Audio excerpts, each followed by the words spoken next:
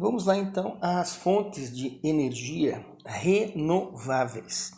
Elas também são consideradas fontes alternativas, né? Como foi visto já então sobre as fontes não renováveis, lembrando, considerando, né, as fontes tradicionais, as mais utilizadas, mas nós sabemos que os recursos, né, para essas fontes tradicionais são considerados não renováveis.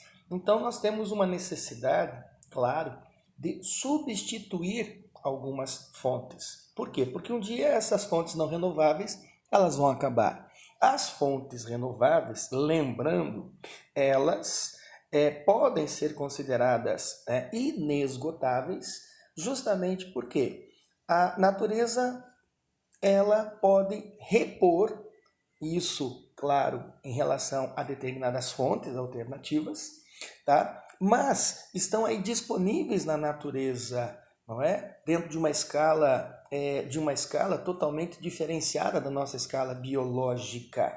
Então, consideradas dessa forma justamente, né, por esse motivo, certo? Então, quais são essas fontes de energia renováveis, né, alternativas? Então, nós temos aí a energia eólica, né, utilizando-se, portanto, da força do vento. Nós temos a energia solar, utilizando-se da radiação solar. Nós temos, é claro, a energia hidráulica, né, através da força da água.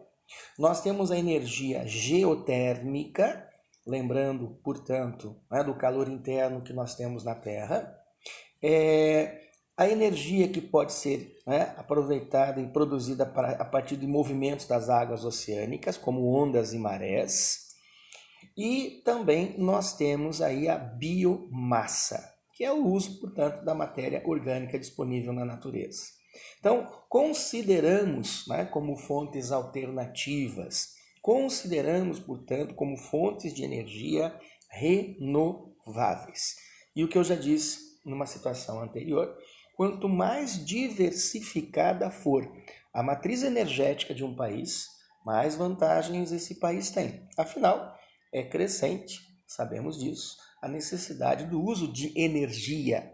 Então, quanto mais diversificação, quanto mais diversidade nós tivermos na matriz energética, que é o conjunto de todas as fontes de energia, melhor, certo? A questão envolvendo as energias renováveis, né? Vantagens e desvantagens, né? Vamos entender assim. Como vantagens, o que eu disse agora há pouco, elas podem ser consideradas inesgotáveis, né, em relação à escala humana. Reduzem significativamente o uso delas, é claro, nas emissões do CO2. Por quê? Porque nós sabemos que a maior parte das fontes utilizadas hoje são combustíveis fósseis, não é? Então, reduzimos, além da emissão, né, dos chamados gases estufas, nós também vamos reduzir a dependência energética, né, da sociedade em função desses combustíveis fósseis, né? Já que a existência, a presença deles não é em qualquer área. Tudo dependeu das condições específicas da natureza.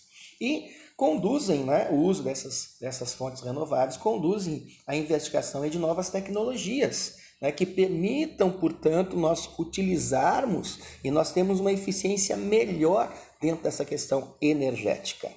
Como desvantagens, claro, sempre tem vantagens e desvantagens. Como desvantagens, custos. Ainda nós temos o custo elevado, né, da implementação dessas forças ou dessas energias alternativas, né, em relação aí à produção de energia. Né. Elas podem gerar alguns impactos, sim, impactos visuais, né, que podem ser negativos em relação ao meio ambiente, mas toda a ação humana ela causa impacto negativo. Né? A questão de ruídos, né, no caso de alguns determinados grupos de energias, como por exemplo a energia eólica, né? Sabemos que há necessidade de uma estrutura, né, que são os aerogeradores. Então, é evidente que isso causa algum certo comprometimento em relação aí à natureza. Mas aquilo que eu sempre digo, tem o lado positivo, mas também vai ter o lado negativo. O que é importante é a análise, é o que causa menos impacto, certo? Então vamos conhecer um pouquinho a respeito da biomassa. Então, o que é biomassa? Nós consideramos biomassa, tá? Veja bem, qualquer fonte orgânica. Qualquer fonte orgânica pode ser considerada biomassa. É um exemplo para entender, de que maneira nós podemos utilizar a biomassa. Veja o que os vegetais fazem. Os vegetais são autótrofos, produzem o seu próprio alimento. De que maneira? Fotossíntese, não é? As plantas, o vegetal, captura a energia solar pela radiação, transforma essa energia solar em energia química. Então veja, essa energia, que nós temos aí como exemplo, ela também pode ser convertida em eletricidade, em combustível, em calor. Então é um processo muito parecido, muito semelhante. Então, o que eu disse, qualquer fonte orgânica pode ser chamada de biomassa. Então, normalmente, essa biomassa é aquele material que normalmente nós acabamos considerando como lixo, certo? Por quê? Acabamos descartando, esse material. Tanto que existem 3 fontes, de origem natural envolvendo biomassa. A biomassa sólida, a biomassa gasosa e a biomassa líquida. O que nós consideramos biomassa sólida? Veja, resíduos de agricultura, é muito comum restos de agricultura, não é? Ora, esses restos, esses resíduos de agricultura depois de uma colheita, isso é biomassa, certo? Quando se tem a criação de animais, o excremento animal, isso é biomassa. A floresta, quantas folhas e galhos caem, pelo chão da floresta, isso é biomassa, tá? As indústrias também, não é? Elas apresentam material sólido, claro, orgânico, descartado como lixo. Tudo isso é biomassa. Então, nós podemos aproveitar o que foi dito, o que hoje nós consideramos lixo, claro, levando em conta que seja ele orgânico. Nós podemos transformar isso em energia. Tá? O biocombustível gasoso, então vamos lembrar um pouco do biogás, tá? Ele tem origem dos efluentes agropecuários, da própria indústria, das cidades. Então, por exemplo, a lama das estações de tratamento de esgoto. Normalmente essa lama ela é descartada, ela vai para aterro sanitário, mas isso é biomassa. Isso pode ser convertido em energia. Tá? Os aterros sanitários, quando nós sabemos que o lixo enterrado ele também vai se decompor, ele libera gás. Esse gás pode ser utilizado, certo? É o biogás. Os biodigestores que já vêm sendo utilizados, aproveitando-se principalmente aí as fezes dos animais no processo de fermentação. Ou seja, isso, o que é considerado lixo descartável, tudo isso é matéria orgânica, na realidade, biomassa. E nós temos, então, a biomassa líquida, os chamados biocombustíveis. É o caso do biodiesel, que vem sendo desenvolvido já há algum tempo. A obtenção do biodiesel é a partir dos óleos vegetais, como girassol, mamona, dendê, soja. É um processo químico que se faz aí, chamado de transesterificação. Então, nós temos no vegetal, como girassol, mamona, dendê, soja, são produtos vegetais cultivados. Então, inesgotáveis dentro de um processo de cultivo e de aproveitamento dessa biomassa.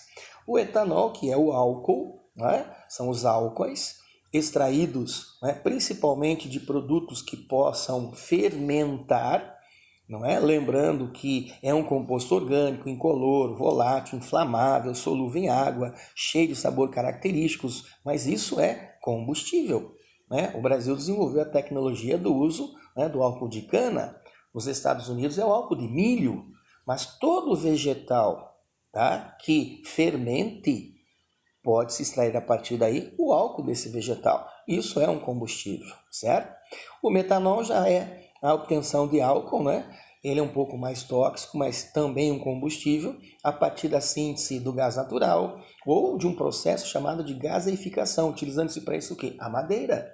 Então, nós temos na biomassa a fonte orgânica, qualquer fonte orgânica que pode ser transformada em energia. E o que eu disse, nós muitas vezes descartamos toda essa matéria orgânica. Isso para nós acaba sendo lixo. E esse lixo hoje pode se converter, portanto, em energia.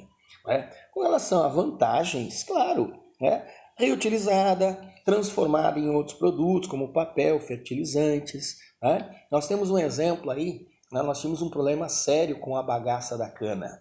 Pela grande produção de cana no Brasil, não é? O resíduo tóxico, o poluente, enfim. Hoje essa bagaça de cana é totalmente processada. Ela virou o quê? Fonte de energia. Ou seja, ela era uma biomassa descartada que hoje está sendo totalmente aproveitada. Nós até vamos ver isso em relação ao Brasil, né? 80% praticamente da biomassa utilizada no Brasil hoje vem da cana-de-açúcar, vem da bagaça da cana. Tá? Acumula menos lixo, né, nas lixeiras, porque nós estamos, né, o que era lixo deixa de ser. Tá? Não contribui para o aquecimento global, porque, como eu disse, não é combustível fóssil sendo queimado. Tá? Ela é reduzida, reciclada, reutilizada. O custo de aquisição é extremamente baixo, porque era jogado fora praticamente. Né? As cinzas, resultado de uma queima, são muito menos agressivas ao meio ambiente. Né? Provoca uma menor corrosão dos equipamentos, né? Utilizados no processo, portanto, de produção dessa biomassa. Então, nós temos com certeza, tá, uma disponibilidade muito grande dessas fontes orgânicas aí e que estão sendo descartadas. No Brasil, para se ter ideia, a produção hoje, né, de energia utilizando-se a biomassa vem crescendo. Veja, nós temos hoje, né, referência do ano passado, mas é uma referência atualizada, tá? Quase 15 gigawatts de potência instalada na matriz energética do Brasil. Essa participação é excelente, isso representa 9% do total de toda a nossa matriz energética, que chega em quase 164 gigawatts. Tá? Como eu disse agora há pouco, olha a biomassa da cana. Só a biomassa da cana corresponde a 82% desse total. Tá? As outras fontes, né, são insumos florestais, lenha, eucalipto, resíduos sólidos, restos vegetais.